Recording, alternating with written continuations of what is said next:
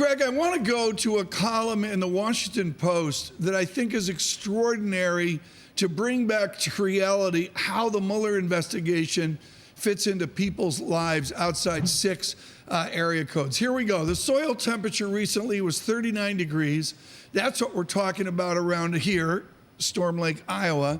And it needs to climb into the high 50s to plant. The Mueller report confirms the obvious in the minds of most. Trump is unworthy of the office, or he may be a charlatan, but he is our charlatan, and he did not collude. And then we go on to a Game of Thrones allusion. So it is written. So it is written, Greg Valliere, that we need to move on. What is next for the Mueller investigation?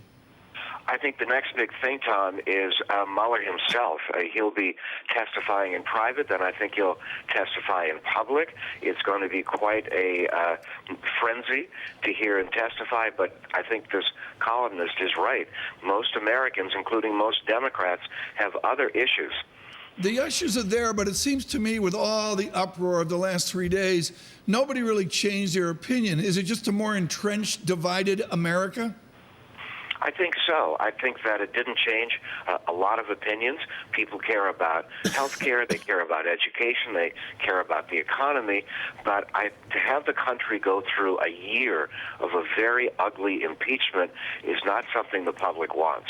So, Greg, perhaps impeachment isn't the answer, but are there some real consequences that come out of this Mueller report that was extensive and clearly has some legal questions, if not some serious problems raised? I think so. And, lest we forget, there are still other stories, whether it's payments to a porn star or Trump's use of the Trump Foundation as a personal piggy bank, which could be a felony. So there are still other big issues that he faces. But impeachment, probably not. Greg, does the Mueller report and the release of the full transcript with the redacted parts not included help or hurt the Democrats going into 2020?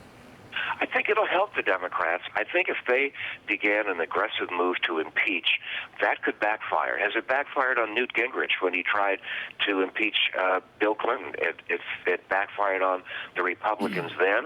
I think the Democrats have plenty of fodder to go after him, but impeachment is not the way to go. Greg, what's the timeline for other prosecutors to pick up here? Do they act on this like this week? Is it a more deliberative process? The latter. I think it's going to take a while. I think there will be more investigations. But, that's going to be a long, long process.